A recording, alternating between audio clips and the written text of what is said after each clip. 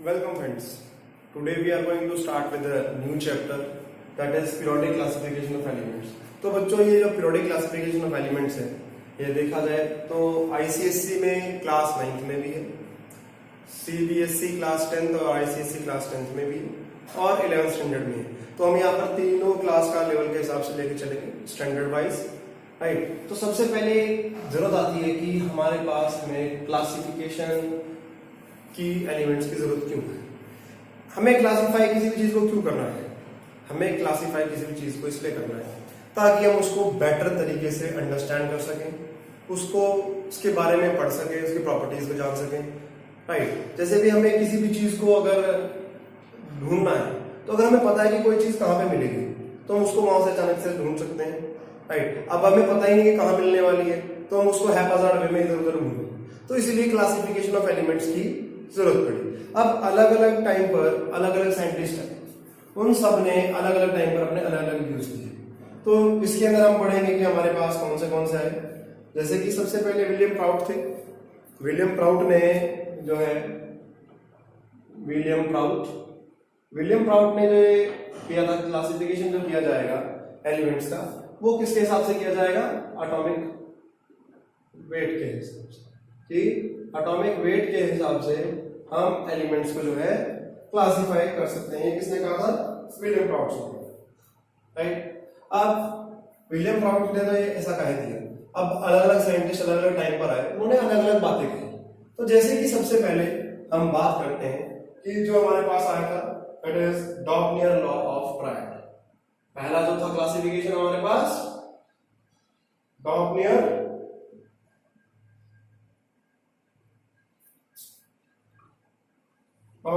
Law of triad. Dobereiner law of triad क्या कहता है? तो डॉर्नियर लॉ ऑफ ट्रायड क्या कहता है कि उसने जो है डॉर्नियर ने उसने ट्रायड बनाया। ट्रायड का मतलब क्या होता है, ग्रुप ऑफ 3। उसने तीन के जोड़े बनाए इस तरीके से कि जो मास जो सेंटर एलिमेंट का होगा वो 2 एक्सट्रीम एलिमेंट के बराबर होगा। Suppose we made a group of ABC। उसने क्या कहा, जो B का एटॉमिक मास होगा वो किसके बराबर होगा, A और C के मीन के बराबर, right? Dornier law of triad states that when the elements are arranged in the increasing order of atomic mass, the mass of the center element is equal to the mean of the 2 extreme element. ये हमारे Dornier law of triad की statement थी, right. तो बच्चों इसका example क्या है, जैसे कि हमारे पास लिथियम, सोडियम और पोटेशियम की बात है। लिथियम का एटॉमिक मास जो होता है हमारे पास दैट इज, ठीक है जी, लिथियम हमारा जो एटॉमिक नंबर है वो कितना होता है बेटा 3। तो इसका एटॉमिक मास जो आता है वो हमारे पास कितना होता है 7। पोटेशियम का जो होता है हमारे पास 39 होता है। अब उसने क्या कहा था कि हमें तीन के ग्रुप बनाए इस तरह से कि सेंटर एलिमेंट का मास जो 2 एक्सट्रीम एलिमेंट के बराबर होगा। तो अब देखा जाए तो 39 plus 7 upon 2 it is 46 upon 2 that is 23, और यही हमारा सोडियम का मास होता है। तो जो डॉर्नियर लॉ ऑफ ट्रायड था उसने क्या कहा कि उसने ग्रुप बनाए तीन के इस तरीके से कि जो सेंटर एलिमेंट है उसका मास 2 एक्सट्रीम एलिमेंट के बराबर होगा। ये किसने दिया था, जो हमारा डॉर्नियर लॉ ऑफ ट्रायड था, राइट। इसी तरीके से इसमें हमारे पास कैल्शियम का, बेरियम का और स्ट्रोंशियम का क्या था, कैल्शियम, स्ट्रोंशियम और बेरियम, राइट। कैल्शियम का मास अगर देखा जाए तो हमारे पास 40 होता है, इसका हमारे पास 137 होता है, राइट। और अगर इनका हम एवरेज निकालेंगे तो इट विल बी 88.5, राइट। लगभग 87.5 के करीब ये होता है, ठीक है बच्चे। तो इनका अगर एवरेज निकाला जाएगा तो वो उसके बराबर ही आएगा। ऐसे ही क्लोरीन, ब्रोमीन, आयोडीन का था, क्लोरीन, ब्रोमीन और iodine. Chlorine is 35.5, right, this is 127 and this is 80। अब एवरेज अगर इसका निकालेंगे हम इन तीनों का, तो लगभग 81.25 होता है। तो उसने ये कहा था कि जो मास होगा हमारे पास सेंटर एलिमेंट का वो 2 एक्सट्रीम एलिमेंट के मीन के बराबर होगा। बट ये जो था ये सिर्फ हमारे पास कुछ ही एलिमेंट्स तक के लिए एप्लीकेबल था, सब के लिए एप्लीकेबल नहीं था, क्योंकि उस टाइम तक सारे एलिमेंट हमारे पास डिस्कवर नहीं हुए थे, राइट। तो इसीलिए हमारा जो डॉपलर लॉ ऑफ राइट था वो फेल हो गया था, राइट। ठीक है बच्चे, तो ये हमारे पास जो था। अब हम अगर सेमी ग्रुप की बात कर लें, क्लोरीन ब्रोमीन आयोडीन, अगर हम फ्लोरीन क्लोरीन ब्रोमीन के लिए लें तो फिर वो उसका एवरेज खत्म हो जाता है, तो वो एक ही फैमिली के अंदर भी नहीं ले पाया था, इसलिए डॉपलर लॉ ऑफ राइट जो है वो फेल हो गया था। अब डॉपलर लॉ ऑफ राइट के बाद हमारे पास न्यूलैंड लॉ ऑफ ऑक्टेव आया। न्यूलैंड लॉ ऑफ ऑक्टेव, तो न्यूलैंड लॉ ऑफ ऑक्टेव क्या कहता था?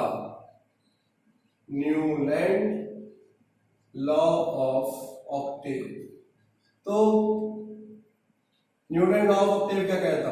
He arranged the element in the increasing order of atomic masses. He arranged the element in increasing order of atomic masses in such a way that the property of every eighth element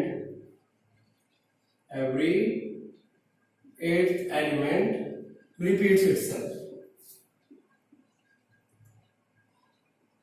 ये हमारे पास किसकी, जो Newland law of Octave की statement थी। उसने element को इस तरीके से अरेंज किया कि हर 8वें एलिमेंट की प्रॉपर्टी सेम होती थी एटॉमिक मास पे। जैसे कि हमारे पास म्यूजिक में होता है ऑक्टेव, जैसे सारे गामा पा धा नी सा, सारे गामा पा धा नी सा, तो सारे गामा पा धा नी सा के बाद हर 8वीं सरगम सेम होती है। इसी तरीके से न्यूलैंड लॉ ऑफ ऑक्टेव के अंदर हमारे पास क्या था, एवरी 8th एलिमेंट की प्रॉपर्टी जो थी वो सेम आती थी। उस टाइम तक हमारे पास नोबेल गैस डिस्कवर नहीं हुई थी। तो जैसे कि अगर हम बात कर लें lithium, beryllium, boron, carbon, nitrogen, oxygen, fluorine, और इसके बाद यहाँ पर अगर हम बात करें सोडियम की, तो 1 2 3 4 5 6 7 8 और 8वें एलिमेंट की प्रॉपर्टी क्या हो जाएगी, सेम। ऐसे ही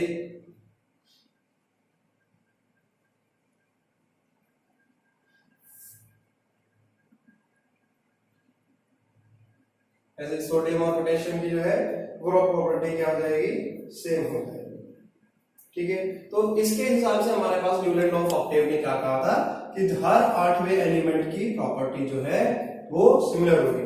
तो बट ये जो थी अब फेल क्यों हुआ, क्योंकि उस टाइम तक हमारे पास पूरे एलिमेंट डिस्कवर नहीं हुए थे, राइट। कुछ ही एलिमेंट्स तक ये एप्लीकेबल था। ठीक है जी, तो ये हमारे पास क्या था, न्यूलैंड लॉ ऑफ ऑक्टेव की स्टेटमेंट थी। अब न्यूलैंड लॉ ऑफ ऑक्टेव जब फेल हो गया, मींस हमारे पास न्यूलैंड का जो लॉ फेल हो गया, तो इसके बाद हमारे पास क्या हुआ कि जो न्यू साइंटिस्ट है उसने अपनी नई स्टेटमेंट दी। तो न्यू इसके बाद कौन आया था हमारे पास, Dmitri Mendeleev, right, Russian physicist थे। तो हमारे पास जो डिमिट्री मेंडलेव थे, तो मेंडलीव क्या था बच्चे, मेंडलीव, ठीक है, डिमिट्री मेंडलीव। तो Mendeleev periodic table I.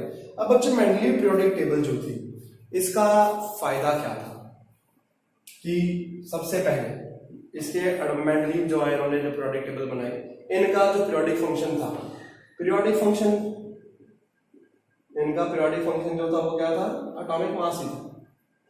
Periodic function का मतलब क्या है कि पीरियोडिसिटी क्या होती है कि repetition of the property after certain interval of time. Periodicity क्या होती है, periodicity is repetition of properties after certain interval of time। अब सर्टेन इंटरवल ऑफ टाइम के बाद अगर कोई प्रॉपर्टी बार बार रिपीट कर रही है तो उसे हम क्या कहते हैं, पीरियोडिसिटी। तो मेंडलीव जो थे ये पहले साइंटिस्ट जिन्होंने एक टेबल की फॉर्म में डेटा को अरेंज किया, राइट। अब मेंडलीव जो है इन्होंने क्या किया, टेबल बनाई। अब टेबल जो बनाई वो किसके फॉर्म पे बनाई, on the basis of formation of oxides and hydrides. अब यही क्यों लिए, क्योंकि इनको बहुत रिएक्टिव माना जाता था, इसलिए इसने जो है इनको लिया और टेबल बनाई। इस टेबल के हिसाब से इन्होंने टेबल जो बनाई, उस टेबल के अंदर इन्होंने कितने 8 ग्रुप रखे थे और 6 पीरियड रखे थे। 8 ग्रुप और 6 पीरियड, ठीक है बच्चे। और जो हमारे पास मॉडिफाइड मेंडलीव टेबल है उसके अंदर हमारे पास 9 ग्रुप होते हैं और 7 पीरियड होते हैं मॉडिफाइड मेंडलीव टेबल। तो मेंडलीव ने जो टेबल बनाई वो किसके बेस पे बनाई, ऑक्साइड्स और हाइड्राइड्स के बेस पे बनाई।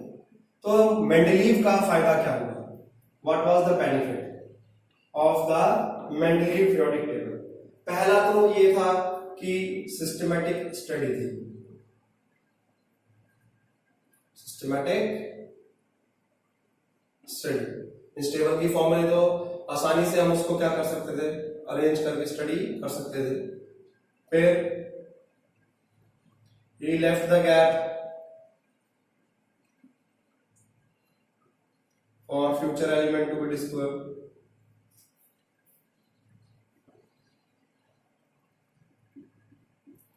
जो फ्यूचर में एलिमेंट थे डिस्कवर होने वाले थे उसके लिए इसने क्या करी, जगह छोड़ दी थी। फिर करेक्शन ऑफ एटॉमिक मासेस, मतलब जहां पर कुछ एटॉमिक मासेस गलत थे उसको भी इसने क्या किया, एटॉमिक मासेस को करेक्ट किया। स्पेसिफिकली जैसे कि हमारे पास बेरिलियम था, राइट, इक्विवेलेंट वेट के, क्योंकि इसने किसका कॉन्सेप्ट लिया था, इक्विवेलेंट वेट का कॉन्सेप्ट लिया था, राइट। इसने बेरिलियम का मास करेक्ट किया या प्लेटिनम वगैरह का करेक्ट किया था। फिर इसने क्या किया था, जो फ्यूचर एलिमेंट डिस्कवर होने वाले थे उसने इसके बारे में भी बताया था।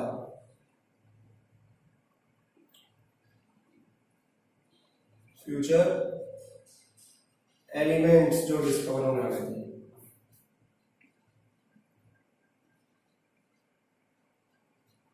अब फ्यूचर एलिमेंट जो डिस्कवर होने वाले थे उसने इसका नाम जो है एक का एल्यूमिनियम और एक का सिलिकॉन बताया था। एक का एल्यूमिनियम और एक का सिलिकॉन। ए का मतलब रिजेंबल, सिमिलर टू, राइट। तो जिसकी प्रॉपर्टी एल्यूमिनियम से सिमिलर होगी उसके बारे में इसने बताया था जिसकी प्रॉपर्टी सिलिकॉन से सिमिलर होगी, राइट। तो एक एल्यूमिनियम किसको दिया गया था, गैलियम को, और एक का सिलिकॉन किसको दिया गया था, जर्मेनियम को, ठीक है बच्चे। ये इसने किया। अब मेंडलीव ने ये पॉइंट्स दे दिए, ठीक है बच्चे। अब ये पॉइंट्स जब दे दिए, अब इसके फायदे तो सुन लिया, इसके जो डिमेरिट्स थे वो क्या थी कि हमारे पास जो मेंडलीव पीरियोडिक टेबल है इसके डिमेरिट्स क्या है। अब अगर हम इसके डिमेरिट्स देखें, सबसे पहले क्या था कि हमारे पास जो आइसोटोप्स थे, position of isotopes was not explained in the Mendeleev periodic table. क्यों? क्योंकि आइसोटोप्स क्या होता है, एटॉमिक नंबर हैविंग, ठीक है, elements having same atomic number and different mass number, उसको हम क्या कहते हैं, आइसोटोप्स कहते हैं। अब इसके हिसाब से देखा जाए तो हमारे पास अलग अलग, अब देखें कार्बन का जैसे 3 आइसोटोप होते हैं, राइट। अब 3 आइसोटोप है हमारे पास कार्बन के, तो इसके हिसाब से तो इसको मेंडलीव पीरियोडिक टेबल में 3 पोजीशन मिलना चाहिए, बट किसी भी एलिमेंट को हम देखा जाए तो सिर्फ एक ही पोजीशन असाइन कर सकते हैं। फिर दूसरा इसकी लिमिटेशन थी position of hydrogen, position of hydrogen was not explained, क्योंकि वो जो है अल्कली मेटल से भी मैच करती थी और हैलोजन से भी मैच करती थी। फिर जो इसका ग्रुप 8 था, जो हमारा मेंडलीव था, इसने ग्रुप 8 के अंदर 3-3 के ग्रुप बना रखे थे, 3-3 के ग्रुप, बाकी सब में 2-2 थे, बट ग्रुप जो 8 था उस ग्रुप 8 में 3-3 एलिमेंट रखे थे। तो वो 3 एलिमेंट क्यों रखे थे? he did not explain. He did not explain why he placed 3 elements in group 8। जो ग्रुप 8 था उसके अंदर 3 एलिमेंट हमारे पास क्यों रखे थे वो नहीं बताया था। फिर he himself did not follow atomic mass। इसने खुद भाई साहब ने एटॉमिक मास फॉलो नहीं किया। जैसे कि हम एग्जांपल देख सकते हैं कोबाल्ट और निकल के केस में, कोबाल्ट का मास ज्यादा होता है और निकल का कम। जैसे कि आप देखा है ग्रुप 8 के अंदर ही 3 एलिमेंट्स थे, आयरन, कोबाल्ट, निकल। अब देखा जाए तो कोबाल्ट का मास ज्यादा है एज कंपेयर टू निकल, तो इसने बट कोबाल्ट पहले रखा था और निकल बाद में रखा था, तो इसने खुद को उस चीज को फॉलो नहीं किया था।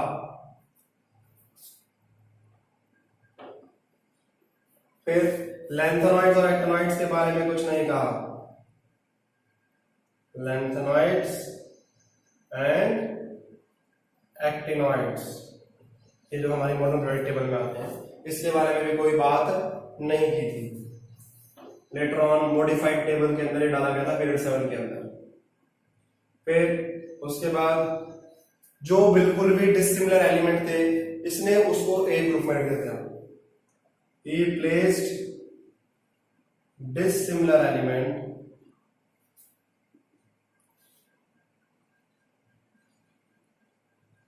in one group, जिनका कोई लेना देना नहीं था, कोई मेल नहीं था, इसने उनको साथ में रख दिया। अल्कली मेटल्स के साथ इसने कोइनेज मेटल्स को रख दिया था। अल्कली मेटल्स हमारे जैसे कि सोडियम था, लिथियम था, पोटेशियम, इसके साथ साथ इसने कॉपर और सिल्वर को रख दिया था। तो जिनकी कोई भी प्रॉपर्टी मैच नहीं करती थी उसने इसको एक साथ रख दिया। फिर जो सिमिलर एलिमेंट्स थे इसने उनको अलग कर दिया था। He separated the element with similar property, elements with similar property, जिनका कोई भी प्रॉपर्टी जिनकी मैच करती थी इसने उनको अलग कर दिया। जैसे कि हमारे पास गोल्ड और प्लैटिनम थे, राइट। तो ये इन्होंने इनके लिमिटेशंस थे।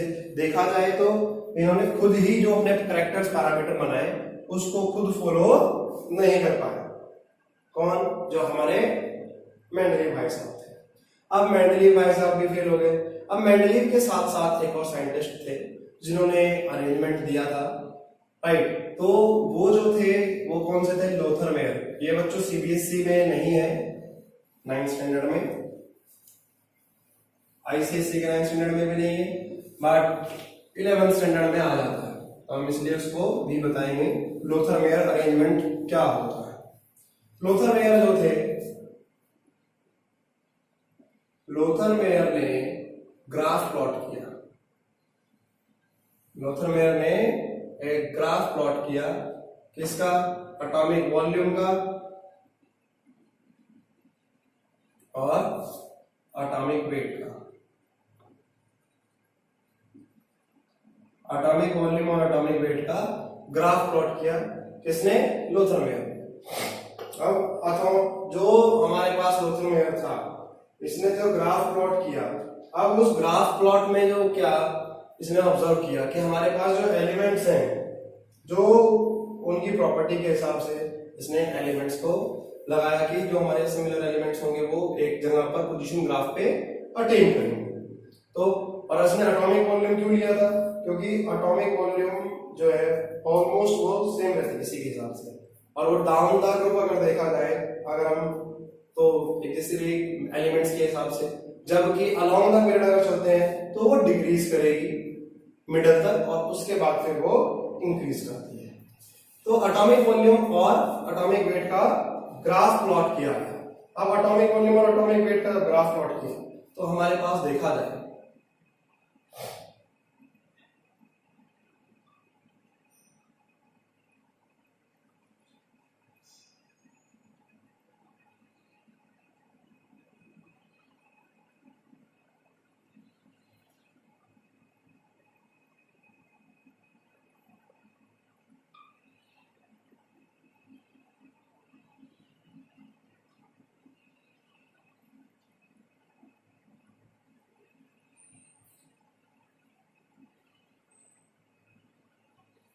इस तरह का ग्राफ था हमारे पास, राइट। तो इस ग्राफ के अंदर क्या था, जो हमारे एक्टिव मेटल्स थे जैसे कि लिथियम,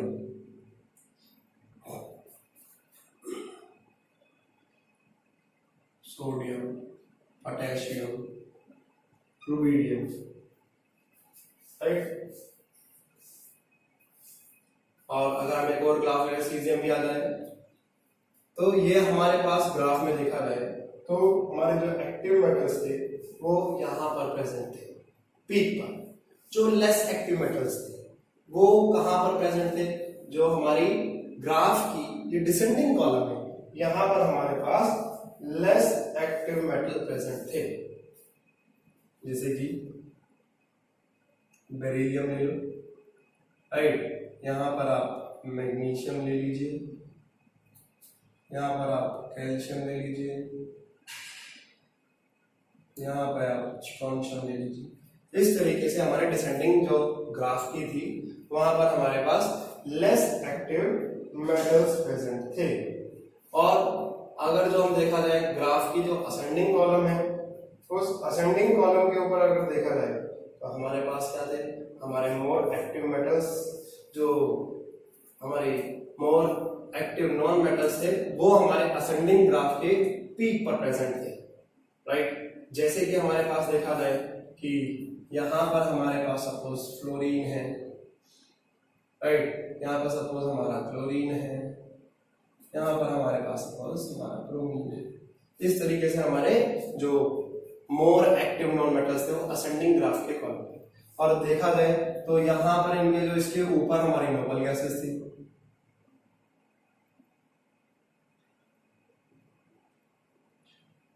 आर्गन हो गई, यहाँ पर हमारी क्रिप्टन हो गई। इस तरीके से हमारे ग्राफ में ये एलिमेंट्स प्लॉट थे। तो इसमें हमें याद क्या रखना है बच्चे कि जो मोर इलेक्ट्रोपॉजिटिव हैं, मोर इलेक्ट्रोपॉजिटिव वो कहां पर प्रेजेंट है, at the peak of the graph, right. फिर लेस इलेक्ट्रोपॉजिटिव जो है, लेस इलेक्ट्रोपॉजिटिव कहां पर है, डिसेंडिंग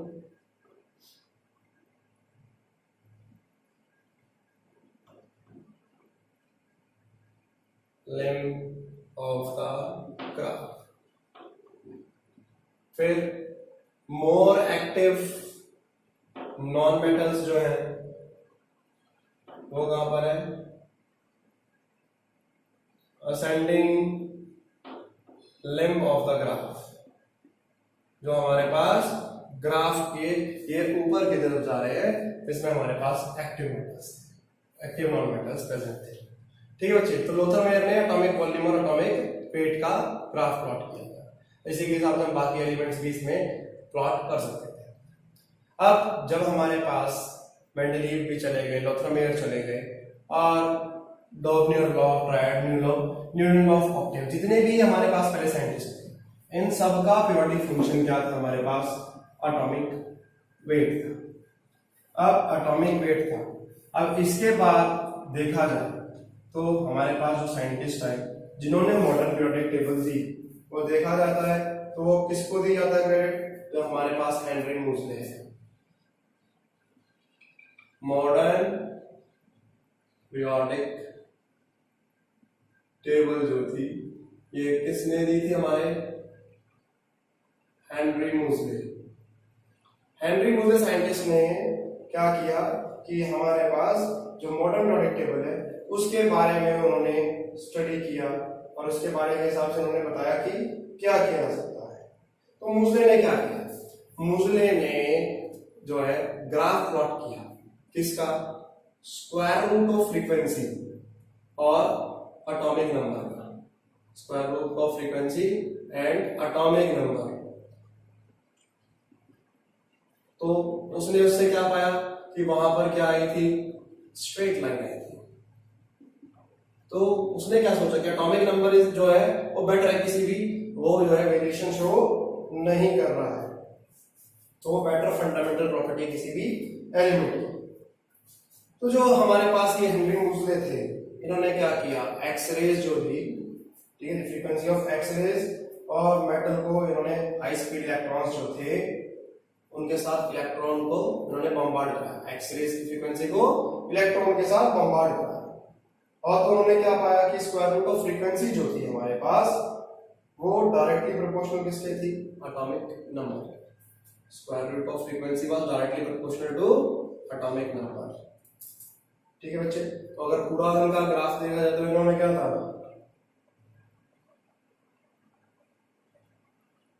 और ए और बी क्या थे? यहाँ पर कांस्टेंट थे। क्या थे? ए और बी हमारे कांस्टेंट थे। तो मॉडर्न पीरियोडिक लॉ जो था वो क्या कहता था कि मॉडर्न पीरियोडिक लॉ जो था वो ये कहता था कि फिजिकल एंड केमिकल प्रॉपर्टीज किसी भी एलिमेंट की वो पीरियोडिक फंक्शन है किसका? एटॉमिक नंबर का। Modern periodic law states that the periodic function जो है हमारे पास वो क्या है? एटॉमिक नंबर है, according to modern periodic law.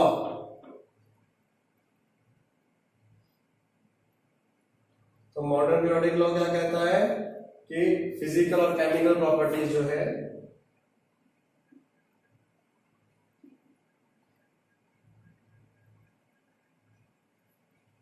Physical and chemical properties are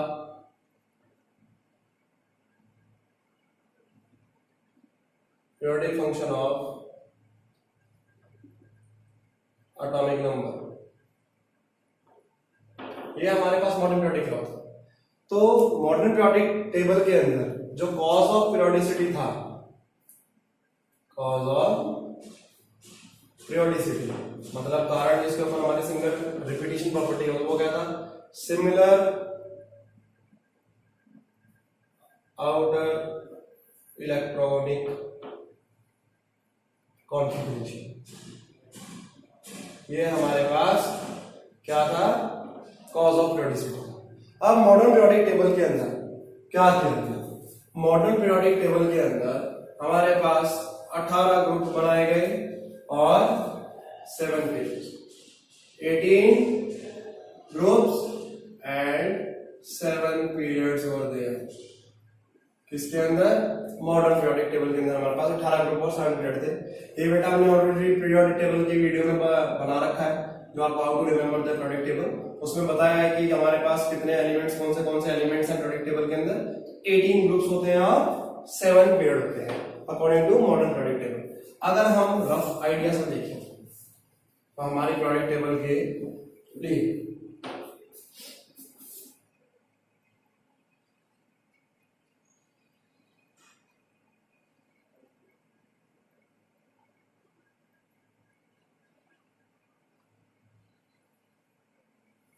modern periodic table के हिसाब से अगर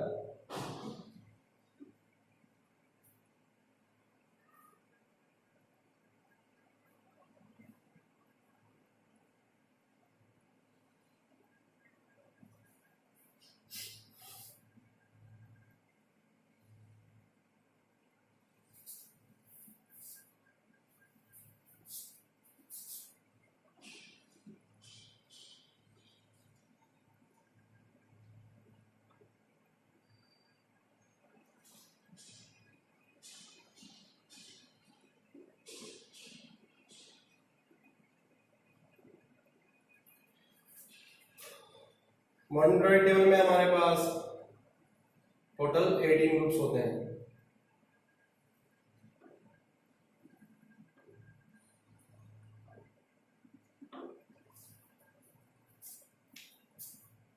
ये हमारे पास एस ब्लॉक एलिमेंट्स होते हैं अगर हम पीरियोडिक टेबल को बांट दें। ये हमारे पास इधर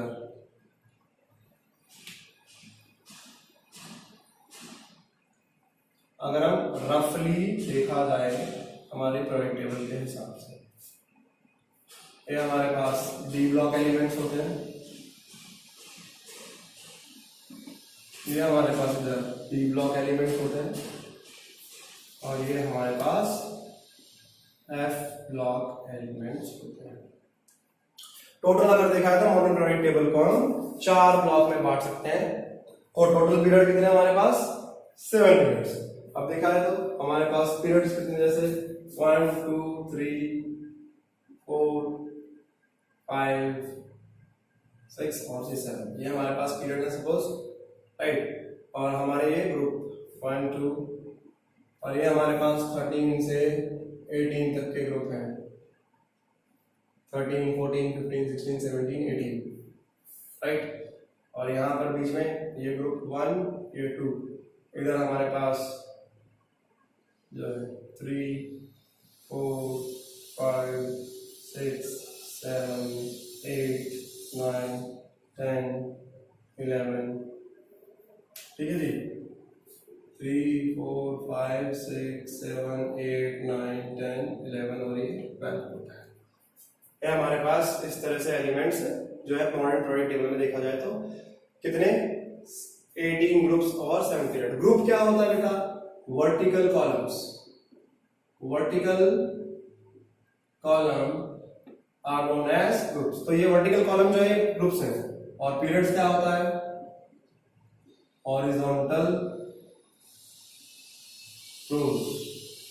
ये हमारे पास जो है 1 2 3 4 5 6 7 जो रोज है ये हमारे पास क्या है, जो हमारे पीरियड है। अब बच्चे जो हमारी मॉडर्न पीरियोडिक टेबल है तो इसको हम 18 ग्रुप और 7 पीरियड्स में बांट सकते हैं। अब एक मैजिक नंबर होता है बच्चे को याद रखना, 2 8 8 18 18 32 एंड 30। ये क्या है, ये बताता है कि हमारे रिस्पेक्टिव पीरियड के अंदर कितने एलिमेंट होंगे। जैसे हमारा फर्स्ट पीरियड है, ये हमारा पीरियड 1 ये 2 ये 3 देखा था। तो पीरियड 1 के अंदर 2 एलिमेंट है, हाइड्रोजन और हीलियम है, ये ऑलरेडी हमने पीरियड में दिया है। पीरियड 2 के अंदर कितने एलिमेंट्स होंगे, 8 एलिमेंट्स होंगे। कितने होंगे, 8 एलिमेंट्स, ठीक है बच्चे, पीरियड 2 के अंदर। ऐसे हमारे पास पीरियड 3 के अंदर कितने होंगे,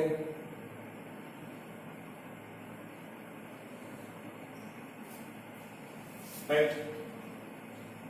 तो हमारे पास ये एलिमेंट्स जो है पीरियड्स के जो देखा जाए तो कितने 2 8 8, पहले में 2 है फिर 8 है फिर 8 है। उसके बाद हमारे पास कितने आ जाते हैं, 18 एलिमेंट आ जाते हैं। फोर्थ पीरियड में फिर 18 आ जाते हैं, फिर 32 आ जाते हैं, फिर 32 आ जाते हैं। अब जो हमारे पास डी ब्लॉक के एलिमेंट्स हैं इसमें हर ग्रुप में कितने 10 एलिमेंट है, 1 2 3 4 5 6 7 8 9 10 ये 12 ये और 6 ये 18। बट हमारे पास जो है एफ ब्लॉक एलिमेंट्स जो आते हैं इसके अंदर 14 एलिमेंट्स होते हैं। ये लेंथेनॉइड्स वाले होते हैं और यहाँ पर एक्टिनॉइड्स वाले होते हैं। ये यहाँ पर इसमें 58 से 71 के एटॉमिक नंबर वाले होंगे, यहाँ से 90 से 103 वाले होंगे, 14 ही तरह जाते हैं। तो बच्चे जो हमारे पास ये पीरियोडिक टेबल को बांटा गया 18 ग्रुप में और 7 पीरियड में, तो अब ये S block element, P block, D block और एफ ब्लॉक एलिमेंट है, तो इनको ये ऐसा क्यों कहा गया, राइट। फिर ये हम पढ़ेंगे इलेक्ट्रॉनिक कॉन्फ़िगरेशन के हिसाब से इनको क्यों कहते हैं। फिर कुछ टर्मिनोलॉजीज हैं, पहले हम उनकी बात कर लेते हैं। जैसे कि जो हमारे पास रिप्रेजेंटेटिव एलिमेंट्स होते हैं, रिप्रेजेंटेटिव एलिमेंट्स, तो रिप्रेजेंटेटिव एलिमेंट ग्रुप 1 2 और 13 to 18 के जो एलिमेंट्स होते हैं उसको हम रिप्रेजेंटेटिव एलिमेंट कहते हैं। और रिप्रेजेंटेटिव एलिमेंट के जो सॉल्ट्स होते हैं वो हमेशा कलरलेस होते हैं। ठीक है बच्चे। फिर पीरियड 3 के एलिमेंट्स को हम क्या कहते हैं? टिपिकल एलिमेंट्स कहते हैं। टिपिकल एलिमेंट्स क्यों कहते हैं? क्योंकि ये रिस्पेक्टिव ग्रुप के पूरी प्रॉपर्टीज को बता देते हैं। ठीक। अब पीरियड 3 के कौन से हमारे पास? सोडियम वाला जो ग्रुप है, सोडियम, मैग्नीशियम, एल्यूमिनियम, तो वो वाले ग्रुप जो सोडियम मैग्नीशियम एल्यूमिनियम वाला पूरा का पूरा पीरियड है, वो उसको हम टिपिकल एलिमेंट्स कहते हैं, जो पूरी रिस्पेक्टिव ग्रुप की प्रॉपर्टीज को वो वहां पर समराइज कर देते हैं। ठीक है बच्चे। फिर कुछ हमारे पास ब्रिज एलिमेंट्स भी होते हैं। अब ब्रिज एलिमेंट्स कौन से होते हैं उनकी बात करते हैं। Period 2 and period 3। पीरियड 2 और पीरियड 3 में जो एलिमेंट्स की प्रॉपर्टी मैच करती है, सपोज यहाँ पर जैसे कि हाइड्रोजन है, यहाँ हमारे पास लिथियम, बेरिलियम है, सोडियम है, मैग्नीशियम, तो इनकी जो प्रॉपर्टीज हमारे पास पीरियड 2 और पीरियड 3 लिथियम और मैग्नीशियम की प्रॉपर्टी मैच करेगी। ऐसे ही हमारे पास बेरिलियम और एल्यूमिनियम की प्रॉपर्टी मैच करेगी, तो उसको हम क्या कहते हैं? डायगोनल रिलेशनशिप कहते हैं। क्या कहते हैं? ब्रिज एलिमेंट्स भी कहा जाता है, या फिर उसे हम डायगोनल रिलेशनशिप भी कहते हैं। ठीक है बच्चे। तो ये हमारे पास क्या है? हमारे पीरियोडिक टेबल्स, जो पीरियोडिक टेबल के कुछ नाम जो है उनके हिसाब से। अब एस ब्लॉक एलिमेंट, तो एस ब्लॉक एलिमेंट क्यों कहते हैं, पी ब्लॉक क्यों कहते हैं, डी को डी क्यों कहते हैं, एफ क्यों कहते हैं, हम इनके बारे में बात करेंगे। तो इनकी प्रॉपर्टीज भी है और इनकी इलेक्ट्रॉनिक कॉन्फ़िगरेशन भी है। ठीक है बच्चे। ये पूछ लेते हैं सबसे लॉन्गेस्ट पीरियड कौन सा है, सबसे शॉर्टेस्ट। तो शॉर्टेस्ट पीरियड याद रखना सबसे कौन सा है? पीरियड 1। कौन सा है? पीरियड 1, क्योंकि पीरियड 1 में सिर्फ हमारे पास 2 एलिमेंट है, ओनली 2 एलिमेंट्स आते हैं। और जो लॉन्गेस्ट पीरियड है वो कौन सा है? इट इज पीरियड 6 एंड 7, क्योंकि दोनों में 32 होते हैं। ठीक है बच्चे। So now coming towards the electronic configuration of these. तो बच्चे हमारे पास जो एस ब्लॉक की है, एस इलेक्ट्रॉनिक कॉन्फ़िगरेशन,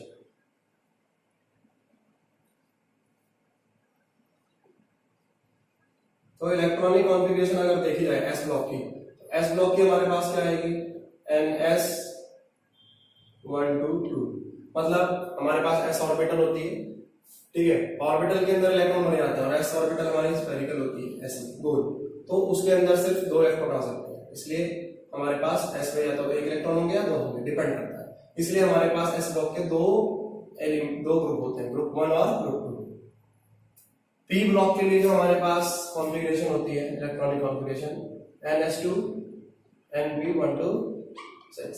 ये बच्चों ये 11th स्टैंडर्ड के लिए NS2 NP126, मतलब एस ऑर्बिटल के इलेक्ट्रॉन तो भरे जाएंगे, साथ में पी के अंदर 1 से लेकर 6 तक के इलेक्ट्रॉन हो सकते हैं, 13 जैसे, क्योंकि हमारे पास पी की कितनी ऑर्बिटल होती है? 3 ऑर्बिटल होती है। तीनों ऑर्बिटल के अंदर इलेक्ट्रॉन भरे जाएंगे, px py pz के अंदर, और एक में 2 इलेक्ट्रॉन भरे जाएंगे। तो हमारे पास पी की 3 है, px है, py है और pz है। अब 2 इसमें टोटल 6 इलेक्ट्रॉन हो जाते हैं, इसलिए हमारे पास 6 ग्रुप आ जाते हैं इसके पी ब्लॉक के।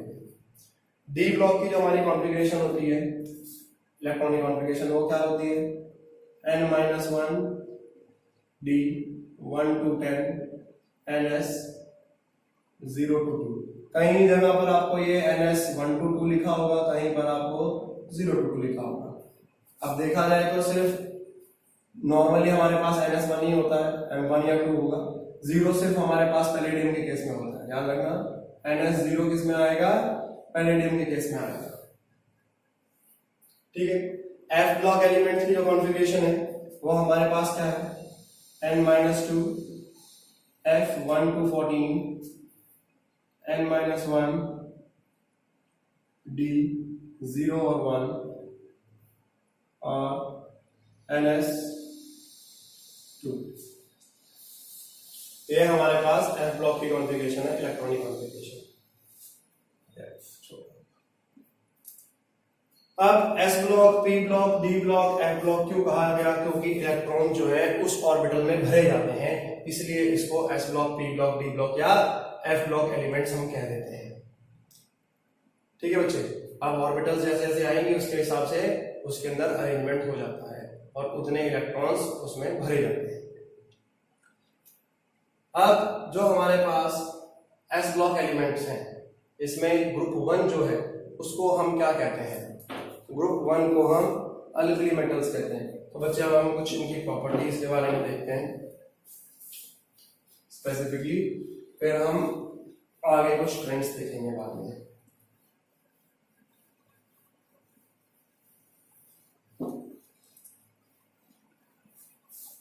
तो जो हमारे पास एस ब्लॉक एलिमेंट्स है, इसमें हमारे पास दो ग्रुप आ जाते हैं, ग्रुप 1 और ग्रुप 2। ग्रुप 1 जो है इसको हम अल्कली मेटल्स कहते हैं और ग्रुप 2 को हम अल्कलाइन अर्थ मेटल्स कहते हैं। ग्रुप 1 अल्कली मेटल्स, अल्कली का क्या मतलब होता है? Alkali are the bases which are soluble in water. तो जो ग्रुप 1 है ये स्ट्रॉन्ग अल्कली बनाते हैं, जैसे कि हमारे पास NaOH है या KOH है, स्ट्रॉन्ग अल्कली होते हैं। तो अल्कली क्या होता है? Bases which are soluble in water, तो इसलिए इसको हम अल्कली मेटल्स कहते हैं। और ग्रुप 2 को हम अल्कलाइन अर्थ मेटल कहते हैं। क्यों? क्योंकि ये जो अर्थ क्रस्ट है वहां से ऑब्टेन किए जाते हैं। और अल्कलाइन क्यों कहते हैं? क्योंकि वीक बेस बनाते हैं, राइट? जैसे कैल्शियम हाइड्रोक्साइड हो गया या फिर आपके पास मैग्नीशियम हाइड्रोक्साइड हो गया। ठीक है, तो हमारे पास जो अल्कली मेटल्स हैं या अल्कलाइन अर्थ मेटल, इनकी प्रॉपर्टी है। एस ब्लॉक की अगर हम जनरल प्रॉपर्टी की बात करें तो हमारे पास क्या होगा कि ये क्या होंगे? मोस्ट इलेक्ट्रोपॉजिटिव होंगे। ठीक है, अल्कली वाले। फिर इसके बाद स्ट्रॉन्ग रिड्यूसिंग एजेंट होंगे।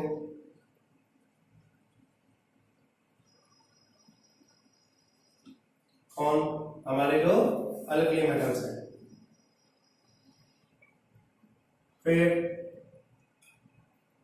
they have tendency to lose one electron, tendency to lose one electron, जो हमारे पास अल्कली है। मोनोवैलेंट बनाते हैं सारे के सारे, मोनोवैलेंसी होती है, right? They form cation.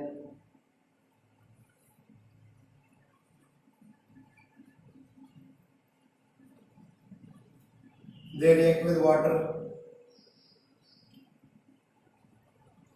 They react with water violently. पानी के साथ बहुत जल्दी से रिएक्ट कर जाते हैं। फिर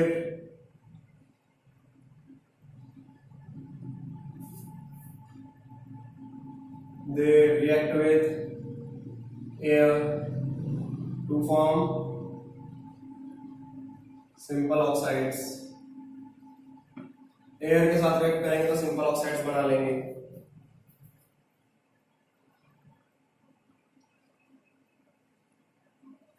नाइट्रोजन के साथ नाइट्राइड्स बनाएंगे, दे फॉर्म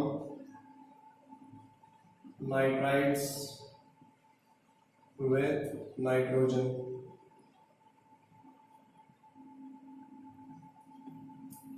बट वो स्टेबल नहीं होती इतनी। फिर नॉन मेटल जो ये हमारे पास हाइड्रोजन के साथ ये हाइड्राइड बना लेते हैं, they form hydrides with hydrogen. Hydrogen के साथ रिएक्ट करेंगे तो ये हाइड्राइड बना लेंगे। फिर ये कलर भी इंपार्ट करते हैं फ्लेम को, अलग अलग जो हमारे मेटल्स हैं ये अलग अलग कलर इंपार्ट करते हैं। ये स्पेसिफिकली हम एस ब्लॉक में पढ़ेंगे। ठीक है बच्चे, they also impart colour to the flame, alkali metals. अब जो हमारे पास अल्कलाइन अर्थ मेटल है वो भी इलेक्ट्रोपॉजिटिव होते हैं बट कम होते हैं, वो स्ट्रॉन्ग रिड्यूसिंग एजेंट होते हैं बट अल्कली से कम होते हैं। सेम टू सेम अल्कलाइन की प्रॉपर्टीज में लिख सकते हैं, वो भी लूज करते टेंडेंसी होती है, वो भी मोनोवैलेंट है और डाइवैलेंट होते हैं, टू पॉजिटिव बना लेते हैं, ये भी कैटायन बनाते हैं, ये भी कैटायन बनाते हैं। ये अल्कली मेटल्स वायलेंटली रिएक्ट कर जाते हैं, अल्कलाइन अर्थ मेटल्स जो होते हैं वो वायलेंटली रिएक्ट नहीं करते हैं जैसे कि पानी के साथ, जबकि अल्कली मेटल्स हमारे ठंडे पानी के साथ कर जाते हैं। अल्कलाइन अर्थ मेटल्स जो होते हैं वो ठंडे पानी के साथ भी करते हैं, गर्म के साथ भी करते हैं और स्टीम के साथ भी करते हैं। कैल्शियम जैसे है वो ठंडे पानी के साथ रिएक्ट कर जाएगा बट वायलेंटली नहीं करेगा, जबकि जो आपके पास मैग्नीशियम है वो गर्म पानी के साथ भी रिएक्ट करेगा और स्टीम के साथ भी। अगर मैग्नीशियम को आप हॉट वाटर के साथ करेंगे और मैग्नीशियम को आप स्टीम के साथ करेंगे तो आपके पास जो प्रोडक्ट आएंगे वो क्या आएंगे, यहाँ पर तो magnesium hydroxide plus hydrogen gas liberate होगी, यहाँ पर magnesium oxide plus hydrogen gas liberate होगी। और अगर एक्टिविटी सीरीज के हिसाब से देखें तो मैग्नीशियम से नीचे जितने भी एलिमेंट्स होते हैं वो सारे स्टीम से रिएक्ट कर जाते हैं with exception to noble metals which do not react with even steam. ठीक है बच्चे, तो ये हमारे पास अल्कली मेटल्स और अल्कलाइन अर्थ मेटल्स की प्रॉपर्टी है। इसके बाद अगर हम बात करें ग्रुप 18 एलिमेंट्स की, जो हमारे पास हम पी ब्लॉक पे आते हैं, याद रखना कि आपके पास जो अल्कलाइन अर्थ मेटल है वो भी इंपार्ट करते हैं फ्लेम में कलर, बट बेरिलियम और मैग्नीशियम जो है वो ग्रुप 2 के अंदर कलर इंपार्ट नहीं करता है। बेरिलियम और मैग्नीशियम डू नॉट इंपार्ट कलर, ये कलर नहीं देता है टू फ्लेम टेस्ट। ठीक है, इसके बाद ग्रुप 18 की बात करते हैं। ग्रुप 18 इनको हम क्या कहते हैं, नोबल गैसेस कहते हैं। पहले इनको इनर्ट गैस कहा जाता था, इनर्ट इसलिए कहते थे क्योंकि ये रिएक्ट नहीं करते थे, बट बाद में देखा गया कि रिएक्ट कर जाते हैं, प्रोडक्ट्स बना लेते हैं कुछ, तो इसलिए इनको नोबल गैस दिया गया। इनकी स्टेबल कॉन्फ़िगरेशन होती है। स्टेबल कॉन्फ़िगरेशन का मतलब क्या है, आउटर मोस्ट शेल में 8 इलेक्ट्रॉन्स प्रेजेंट होंगे, आउटर मोस्ट शेल के अंदर 8 इलेक्ट्रॉन प्रेजेंट होंगे। नॉर्मली क्या होते हैं, लेस रिएक्टिव, सारे के सारे क्या होंगे, मोनो एटॉमिक है, जितनी भी गैस है क्या है, these are all mono atomic gases. और हमारे कौन से हैं, हीलियम है, नियॉन है, argon, krypton, xenon, radon and organism. These are the group 18 elements. सारे के सारे हमारे पास कैसे हैं, ये जो है मोनो एटॉमिक होते हैं। ठीक है बच्चे, फिर इसके बाद हमारे पास आता है ग्रुप 17। ग्रुप 17 को हम क्या कहते हैं, हैलोजन कहते हैं। हैलोजन क्यों कहते हैं, सॉल्ट फॉर्मर होते हैं, राइट। अब जितनी भी प्रॉपर्टी हमारे अल्कली की थी उसके सारे उल्टी आ जाती है। ये स्ट्रॉन्ग ऑक्सीडाइजिंग एजेंट होते हैं,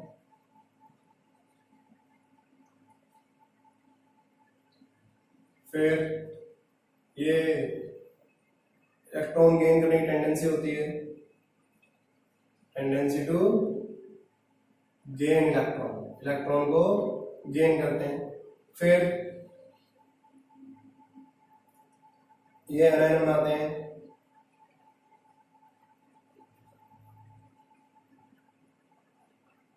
ये इलेक्ट्रॉन जो है ये भी सारे मोनोवेलेंट हैं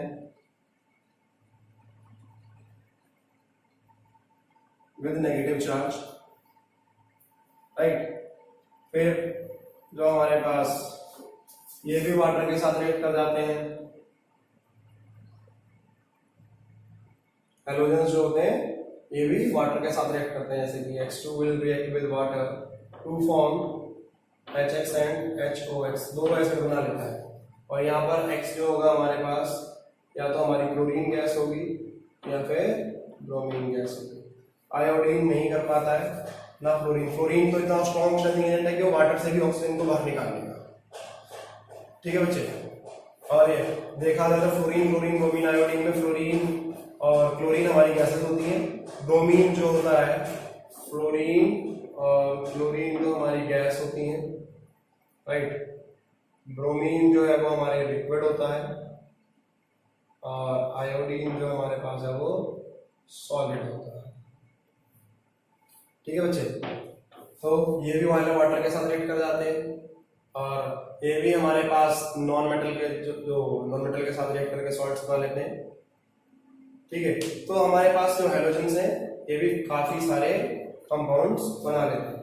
अगर हम मेटल के साथ हैलोजन को करेंगे तो वो मेटल हैलाइड बना लेगा, राइट। जैसे कि अगर आप सोडियम को क्लोरीन के साथ करेंगे तो NaCl बन जाएगा। इसी तरीके से आपके पास ये मेटल के साथ करते हैं। अब सपोज हाइड्रोजन के साथ कर लेते हैं हम किसी X2 ग्रुप, तो वो क्या बना लेगा HX, hydrogen plus chlorine. Suppose hydrogen plus chlorine को अगर हम करेंगे तो HCl बन जाएगा कॉम्बिनेशन रिएक्शन से। ठीक है बच्चे, अब ये भी कलर देते हैं, अलग अलग कलर के होते हैं। पेल वायलेट, जैसे कि हमारे पास ब्रोमीन रेडिश ब्राउन होता है, क्लोरीन जो है ग्रीनिश येलो होती है। ठीक है, आयोडीन जो होता है पेल वायलेट सॉलिड होता है। फिर हमारे पास जो कुछ टर्मिनोलॉजीज है मेरे याद रखना। ग्रुप 16 को क्या कहते हैं? ग्रुप 16 को हम चाल्कोजेंस कहते हैं, और फॉर्मर, मतलब ये जो कि और बनाते हैं इसलिए हम इनको क्या कहते हैं? चाल्कोजेंस। फिर ग्रुप 15 जो होता है इसको निकोजेंस कहा जाता है। इनको चोकिंग भी कहते हैं, चोक क्योंकि ऐसी ऑर्डर आती है। और ये अर्थ क्रस्ट फॉर्मर भी होते हैं क्योंकि ये अर्थ क्रस्ट भी बनाते हैं, इसलिए इनको हम क्या निकोजेंस भी कहा जाता है, राइट।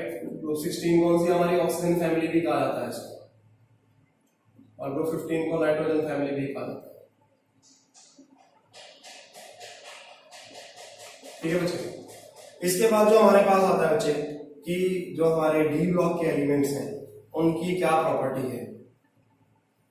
ट्रांजिशन एलिमेंट्स कहते हैं हम डी ब्लॉक को, तो हम डी ब्लॉक की बात करते हैं। डी ब्लॉक एलिमेंट्स को हम क्या कहते हैं? ट्रांजिशन एलिमेंट्स कहते हैं। अब ट्रांजिशन एलिमेंट्स हैं, इनको ट्रांजिशन क्यों कहा जाता है?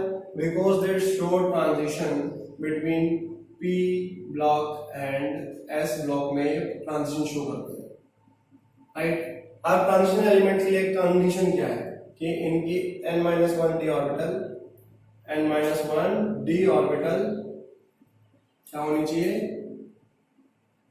इनकम्प्लीटली फिल्ड होनी चाहिए। अगर वो कंप्लीटली फिल्ड है तो वो ट्रांजिशन नहीं करते। जैसे कि हमारे पास जिंक, कैडमियम और मरकरी आते हैं, इसमें फुल्ली फिल्ड होते हैं, फुल्ली फिल्ड इलेक्ट्रॉन्स होते हैं, तो इन्हें हम ट्रांजिशन कंसीडर नहीं करते हैं, but due to some properties हम इनको ट्रांजिशन एलिमेंट्स में डाल देते हैं। अगर इलेक्ट्रॉनिक कॉन्फ़िगरेशन से देखें तो इनकी पूरी होती है, इसकी 3d10 होगी, इसकी 4d10 होगी, इसकी 5d10 होगी, तो डी ऑर्बिटल में पूरे इलेक्ट्रॉन भरे जाते हैं, इसलिए हम इसको कंसीडर नहीं करते। अच्छा जी, ट्रांजिशन एलिमेंट्स की प्रॉपर्टी क्या है? High melting point and boiling point, फिर heavy metals, form colour compound, ये जो है कलर कंपाउंड भी बनाते हैं सारे के सारे, यूज्ड एज अ कैटलिस्ट, सारे के सारे ज्यादातर मोस्टली कैटलिस्ट की तरह भी इस्तेमाल करते हैं। फिर form complex compound,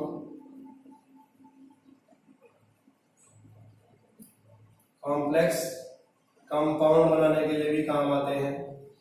form interstitial compound,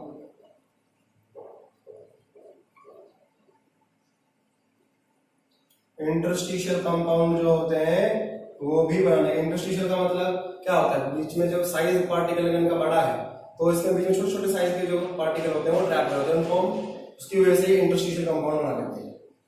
फिर they form alloys, they form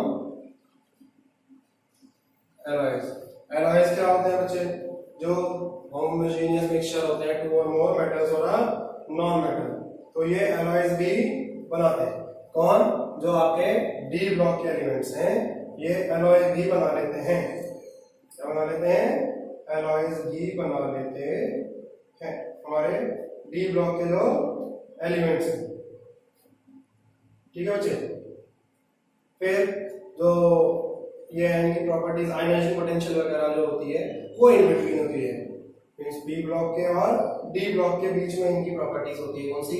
जो आपकी पी ब्लॉक की और एस ब्लॉक के बीच में इनकी कुछ प्रॉपर्टीज होती हैं। They are good conductor of heat and electricity as well. जो ये होते हैं गुड कंडक्टर्स होते हैं किसके? हीट एंड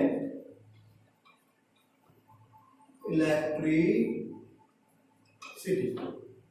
ठीक है बच्चे, फिर they show variable oxidation state. एक से ज्यादा ऑक्सीडेशन स्टेट होती है इसमें जो हमारी ट्रांजिशन एलिमेंट्स होते हैं। जैसे मैंगनीज है, मैंगनीज जो है +2 से +7 तक की ऑक्सीडेशन स्टेट दिखाता है, और ऑस्मियम जो है वो जो है +8 तक की दिखा देता है। मैक्सिमम जो हाईएस्ट ऑक्सीडेशन स्टेट है वो यही दिखाता है। ठीक है बच्चे, और ये सारे के सारे हमारे हार्ड मेटल्स होते हैं। ऑल आर मेटल्स, क्या है? All are metals. और डेंसिटी देखा जाए तो सबसे ज्यादा किसकी है? जो हमारे पास ऑस्मियम और इरिडियम होते हैं उसकी डेंसिटी सबसे ज्यादा होती है। They have high density as well. ये भी आप कह सकते हो कि दे हैव हाई डेंसिटी। ये हमारे पास किसके पॉइंट्स है बच्चे? जो हमारे डी ब्लॉक के एलिमेंट है, ट्रांजिशन एलिमेंट्स हैं, ये इनकी प्रॉपर्टी है कि जो इनके एलिमेंट्स हैं ये क्या क्या प्रॉपर्टी शो कर देते हैं। ठीक है, ओके। फिर बच्चे ये और खास बात क्या है? एक कोवेलेंट और आयनिक बॉन्ड दोनों बना लेते हैं। They form ionic as well as covalent bond.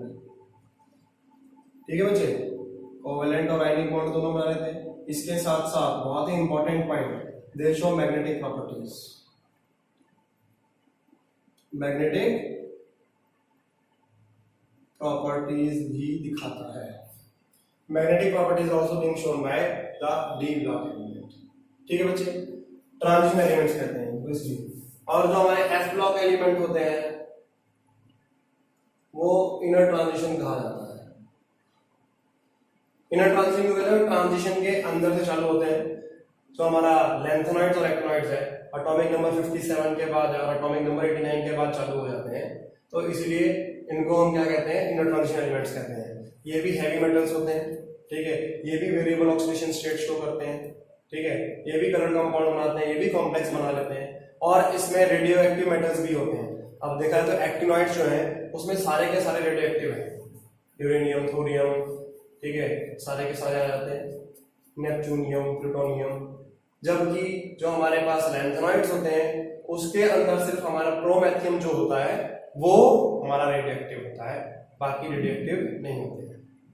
ठीक है बच्चे, ये हमारे पास किसकी हो गई? प्रॉपर्टीज। तो बच्चे आज के लेक्चर में इतना ही काफी। नेक्स्ट लेक्चर में जो है हम इनके ट्रेंड्स वगैरह जो है उसको स्टडी करेंगे। Thanks for watching.